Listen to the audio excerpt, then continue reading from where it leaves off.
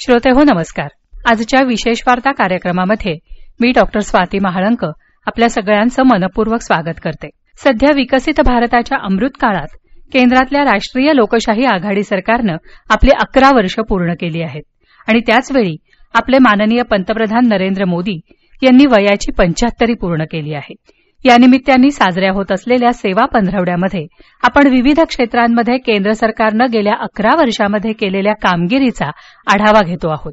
कोणत्याही काळात आणि कोणत्याही परिस्थितीत माणसाला समाजामध्ये स्वतंत्र स्वावलंबी बनवतं आणि स्वतःचं अस्तित्व स्थान निर्माण करायला उपयुक्त ठरतं ते शिक्षण. म्हणूनच हे शिक्षण केवळ पुस्तकी असून उपयोगी नाही, तर ते माणसाला उदरनिर्वाहाची व्यवस्था करणारं, व्यवसायाभिमुख आणि त्याचबरोबर कालानुरूप स्वाभिमानी जगणं प्रदान करणारं असावं. याचसाठी सरकारनं 2020 मध्ये नवीन राष्ट्रीय शैक्षणिक धोरण जाहीर केलं. या धोरणाची वैशिष्ट्य, त्याचे आगामी काळात होणारे मूलगामी परिणाम या सगळ्याविषयी अधिक माहिती देण्यासाठी आज आपल्याकडे आले आहेत ज्येष्ठ शिक्षणतज्ज्ञ आणि विचारवंत प्राध्यापक अनिरुद्ध देशपांडे सर. सर नमस्कार. नमस्कार. आकाशवाणी पुणे केंद्रामध्ये आपलं मनापासून स्वागत. धन्यवाद. श्रोते हो, आपल्याला माहिती असेलच, प्राध्यापक अनिरुद्ध देशपांडे सर हे नाव देशभर विचारवंत शिक्षणतज्ज्ञ म्हणून सुपरिचित आहे.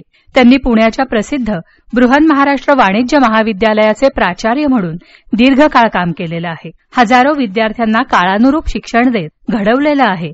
आणि याखेरीज आणखी एक महत्वाची गोष्ट म्हणजे नवीन राष्ट्रीय शैक्षणिक धोरण तयार करताना त्यांनी दिलेलं योगदान अत्यंत मोलाचं आहे. आज त्यांच्याकडूनच या विषयावर अधिक जाणून घेऊया. सर, जवळजवळ 30 वर्षांनंतर देशामध्ये 2020 मध्ये नवीन शैक्षणिक धोरण लागू करण्यात आलं. एक प्रकारे आतापर्यंतच्या पारंपरिक शिक्षण पद्धतीला पूर्णपणे छेद देणारं आणि शिक्षण पद्धतीमध्ये आमूलाग्र बदल घडवून आणणारं धोरण असं त्याचं वर्णन केलं गेलेलं आहे. या धोरणाची ठळक वैशिष्ट्य म्हणून आपण काय सांगाल? आपण म्हणाल ते खरं आहे की 30 वर्षांनंतर एक राष्ट्रीय शैक्षणिक धोरण अस्तित्वामध्ये येत आहे. मधल्या काळामध्ये काही समितीने काम केलं होतं आणि काही आयोग देखील नेमण्यात आले होते, परंतु सलग असं काम हे पहिल्यांदाच झालं. मी या धोरणाचे काही वैशिष्ट्य जी सांगतो त्यामध्ये सगळ्यात पहिल्यांदा म्हणजे पूर्व प्राथमिक वर्गापासून या धोरणानं विचार केलेला आहे की शिक्षण कसं असावं. म्हणजे एखादं 3 वर्षाचं बालक किंवा बालिका सुद्धा या शिक्षण धोरणाच्या विचारामध्ये होतं आणि म्हणून एक प्रदीर्घ पद्धतीचा पट हा या शिक्षण धोरणानं आपल्यासमोर ठेवलेला आहे. ज्याला आपण अंगणवाडीमध्ये शिकणारी मुलं असं म्हणतो, तिथपासून तर ह्या धोरणाचा विचार हा मोठ्या प्रमाणावरती झालाय. एक 4-5 वैशिष्ट्य मी अगदी थोडक्यात सांगतो. सगळ्यात पहिल्यांदा म्हणजे हे शिक्षण धोरण हे एकात्म पद्धतीचं आहे, होलिस्टिक आहे. बालवर्गापासून घेऊन ते पदव्युत्तर किंवा संशोधनापर्यंत एक विचाराचा धागा आपल्याला पाहायला मिळतो. त्यामुळे एकात्म अशा प्रकारचं शैक्षणिक धोरण हे सर्वात पहिल्यांदाच येत आहे. हे त्याचं सगळ्यात मोठं क्रेडिट आहे असं मी मानतो. दुसरी गोष्ट दिसतं म्हणजे ते इन्क्लुसिव्ह आहे, म्हणजे सर्वसमावेशक आहे. यामध्ये समाजात ज्या गटांचा उल्लेख केला जात असतो, अल्पसंख्याकांना योग्य ते स्थान दिलेलं आहे. दलित वर्गाला काही चांगल्या प्रकारच्या गोष्टी उत्पन्न होतील असं त्या ठिकाणी केलंय. महिला वर्गाचा विषय डोळ्यासमोर ठेवून त्यांच्या उन्नतीचाही विचार या धोरणामध्ये केलेला आहे. संशोधनाला इतके दिवस फार कमी महत्व होतं. यामध्ये एक रिसर्चच फाउंडेशन स्थापन करून शिक्षणातल्या संशोधनाचं एक मोठं द्वार त्यांनी खुलं केलेलं आहे. त्यामुळे पूर्व प्राथमिक वर्गापासून ते संशोधनाच्या PhD पर्यंत एक मोठा पट या शिक्षण धोरणामध्ये कव्हर झालेला आहे. हे त्याच्यातलं सगळ्यात मोठं वैशिष्ट्य असं मला वाटतं. दुसरं, मी आता जसं म्हटलं तसं पूर्व प्राथमिक वर्गामध्ये जी मुलं 3 वयापर्यंत आहेत त्यांना 3ऱ्या वयापासून या धोरणाने आपल्या विचारामध्ये घेतलेलं आहे. आणि म्हणून त्यांनी त्याच्यामध्ये एक स्वतंत्र दालनच उघडलेलं आहे.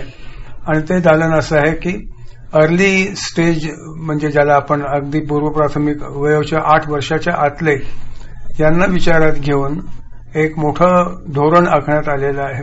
त्यामध्ये त्यांच्या पाठ्यक्रमाचा विचार केलेला आहे, त्यांना द्यावयाच्या सगळ्या फॅसिलिटीजचा विचार केलेला आहे. त्यामुळे early childhood education and care या नावाने एक दालनच खुलं केलेलं आहे. ही सगळ्यात मोठी गोष्ट मला त्यांची वाटते की त्यांनी भविष्याचा इतक्या बारकाईने विचार करून आज त्याची पायाभरणी केलेली आहे. हे त्याच्यातलं सगळ्यात महत्वाचं वैशिष्ट्य आहे असं मला वाटतं. दुसरं म्हणजे इतके दिवस संशोधनाचा जो विषय मी आता मांडला हे उच्च शिक्षणासाठी आहे. संशोधनाच्या फॅसिलिटीज आपल्याकडे फार मर्यादित होत्या. आज आपल्याला असं लक्षात येतं की त्याकरता एक स्वतंत्र योजना या धोरणाला सुचवलेली आहे आणि शासनाने स्वीकारलेली देखील आहे. मोठ्या प्रमाणावरचा निधी संशोधनासाठी आता उपलब्ध करण्यात येईल. त्यामध्ये महाविद्यालयातले विद्यार्थी संशोधन करू शकतील. सामान्य नागरिक काही संशोधनाचा विषय घेऊन आले तर त्यांना मान्यता मिळू शकेल. अरे वा. त्यामुळे अशा सगळ्या संशोधनाच्या ज्या आयाम आहेत त्या आयामांचा सुद्धा विचार या धोरणामध्ये केला ही मला फार महत्वाची गोष्ट वाटते. तिसरा विषय माझ्या मनामध्ये येतो जो सांगितला पाहिजे तो म्हणजे या धोरणानं एक प्रकारानं ड्रॉपआउटची समस्या ही खूप मोठ्या प्रमाणामध्ये विचारात घेतली आहे. आपल्याकडे ड्रॉपआउटचा जो विषय येतो तो प्रामुख्याने महिलांच्या बाबतीमध्ये येतो. सामाजिक कारणामुळे येतो, वयामुळे येतो, लग्न लवकर होतात म्हणून असेल, अशा सगळ्यांना शिक्षण मधूनच सोडावं लागतं. आता हा जो ड्रॉपआउटचा रेट आहे, हा जो गळतीचा दर आहे तो आपल्याकडे खूप मोठा आहे.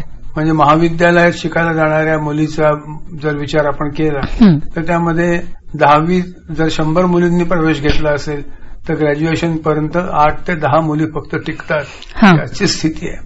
अनेक ठिकाणी ग्रामीण भागामध्ये शाळा लांब आहेत किंवा दुसऱ्या गावात जावं लागतं. मग मुलींच्या सुरक्षिततेची चिंता वाटते म्हणूनही सोडत नाहीत मुलींना शाळांमध्ये. मग या सुविधा उत्पन्न करून दिल्या पाहिजे. जर मुलींना अगदी स्वच्छतेच्या सुद्धा सुविधा उत्पन्न करून देण्याची आवश्यकता आहे.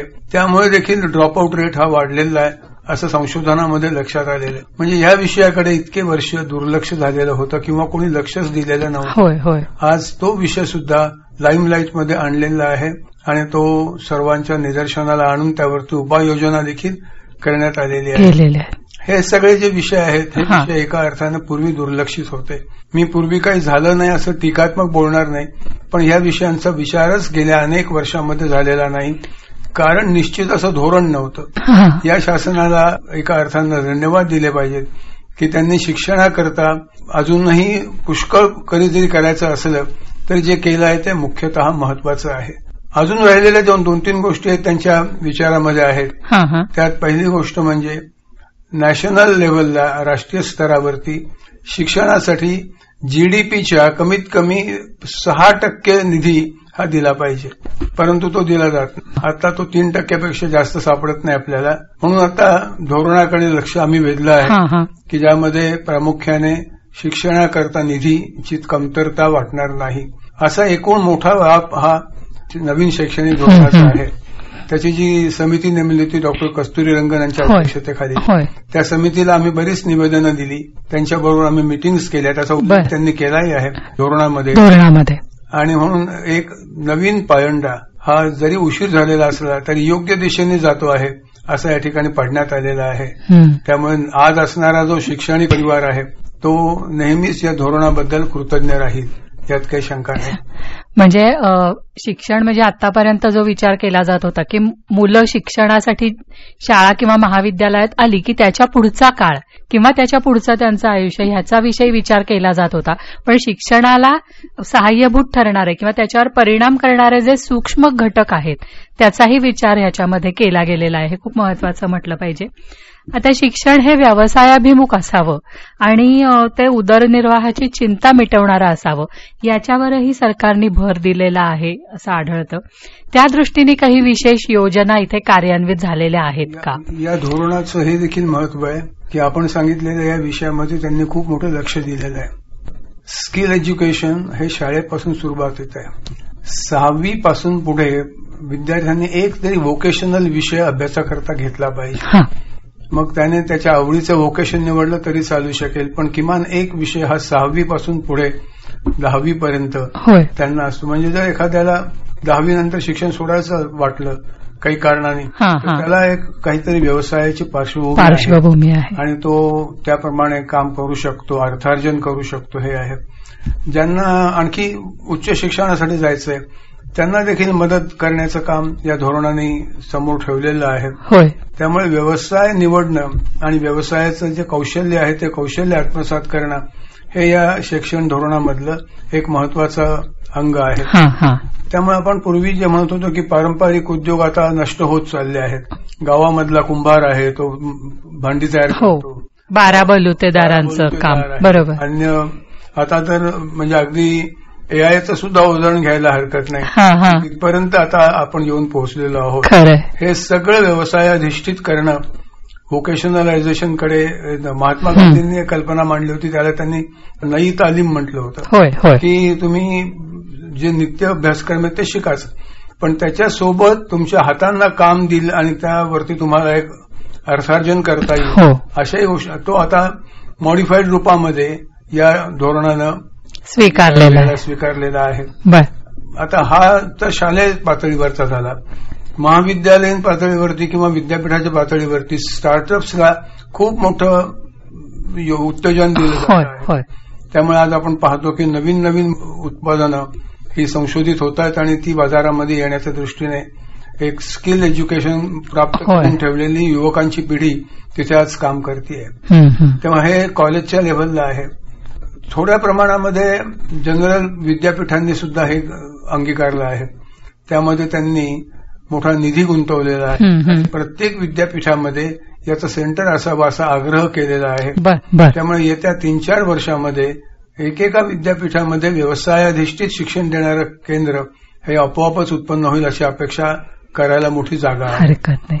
आणि या दृष्टीने मला वाटतं आंतरविद्याशाखीय अभ्यासक्रम निवडायलाही मान्यता दिली आहे. तेही मला वाटतं फार महत्वाचं आहे की आतापर्यंत म्हणजे आर्ट्सला गेलं तर त्याला इतर कुठलाही विषय आवडत असेल, समजा संगीतासारखा विषय परफॉर्मिंग आर्ट्स मधला, तरी त्या विद्यार्थ्याला ते छंद म्हणून स्वतंत्र शिकायला लागायचं. तर आता ह्याच्यामध्ये पुढे तशी चांगली तरतूद आहे, त्याच्याविषयी पण थोडंसं सांगा. खूप चांगली तरतूद आहे. हे कसं आहे, तुम्ही म्हणलात तेच बरोबर आहे की इंग्रजांनी या सगळ्या सिस्टीम्स ज्या आणल्या त्या आम्ही तशाच्या तशा पुढे चालवल्या. इंग्रजांना इंटरेस्ट नव्हता की या ठिकाणच्या तरुण मंडळींनी अधिक हरहुन्नरीने राहावं आणि नवीन नवीन स्किल शिकत जावेत. त्यामुळे एका विषयातून दुसऱ्या विषयामध्ये जायला परवानगीच नव्हती. आणि तसं नसल्यामुळे तो एक विषय घेऊन गेला की त्याच विषयामध्ये त्याच्याजवळ बाकी विषयांचं कौशल्य असून सुद्धा त्याची अभ्यासक्रमामध्ये व्यवस्था नव्हती. आज आपल्याला असं लक्षात येतं की अनेक विषयाचे 64 कला आणि 14 विद्या हे सुद्धा याच्यामध्ये आपल्याला आता पाहायला मिळतं की ते डिप्लोमा आहेत, त्याचे डिग्री कोर्सेस आहेत, पोस्ट ग्रॅज्युएशन कोर्सेस आहेत, हे मोठ्या प्रमाणावरती आहेत. त्यामुळे पारंपरिक उद्योगांना सुद्धा आधुनिक वळण देऊन युगानुकूल करण्याचं काम या धोरणाने केलेलं आहे आणि ते आता अस्तित्वामध्ये येईल अशी अपेक्षा करायला मोठी जागा आहे. आपल्या इथे सुद्धा अशा संस्था उभ्या राहिलेल्या आहेत ज्याला लिबरल एज्युकेशन म्हणतो. ते लिबरल एज्युकेशन आज दिलं, काही 4-10 संस्था आहेत तशा. तेव्हा हे देखील लक्षात घेऊन विद्यार्थ्यांची आवड, त्यांच्या अंगी असलेलं स्किल आणि त्याला व्होकेशनची दिलेली जोड हे या धोरणाचं एक मोठं वैशिष्ट्य आहे. तर श्रोते हो, आता तुमच्या लक्षात आलं असेल की ब्रिटिश काळापासून चालत आलेल्या पारंपरिक शिक्षणाच्या साच्याला किंवा शिक्षण पद्धतीला छेद देत मूळ या मातीतलं शिक्षण, भारतीय ज्ञान, भारतीय परंपरा यांना बळ देणारं आणि त्यातून नव्या पिढीची उत्तमरित्या जडणघडण करणारा असा एक शिक्षणाचा नवा आकृतिबंध या राष्ट्रीय शैक्षणिक धोरणाच्या निमित्ताने सरकारने अस्तित्वात आणलेला आहे. आणि त्यामध्ये अगदी बालपणापासून, शैशवापासून पुढे युवावस्थेपर्यंत विद्यार्थ्याची जी जडणघडण होत जाते ती अधिक चांगल्या पद्धतीने व्हावी, कालानुरूप व्हावी आणि त्याचबरोबर ती व्यवसायाभिमुखही असावी, या सगळ्याचा अत्यंत साकल्याने सम्यक विचार याच्यामध्ये केला गेलेला आहे. आज देशपांडे सरांनी या धोरणाची काही वैशिष्ट्ये आपल्याला सांगितली. या धोरणाचे दूरगामी परिणाम काय होणार आहेत आणि किती काळानंतर आपल्याला ही नवी सक्षम पिढी, विकसित भारताच्या जडणघडणीसाठी उपयुक्त ठरणारी पिढी अस्तित्वात येणार, याविषयीही आपल्याशी सर संवाद साधणार आहेत. पण आज इथेच थांबूया आणि सर, आम्हाला आपल्या चिंतनामधून, आपल्या अभ्यासामधून जे जे आपण ह्या नव्या राष्ट्रीय शैक्षणिक धोरणाच्या निर्मितीसाठी काम केलेलं आहे त्याची माहिती दिलीत, याबद्दल आकाशवाणीच्या वतीने आपले मनापासून आभार मानते. पुन्हा भेटूया पुढच्या भागात. नमस्कार.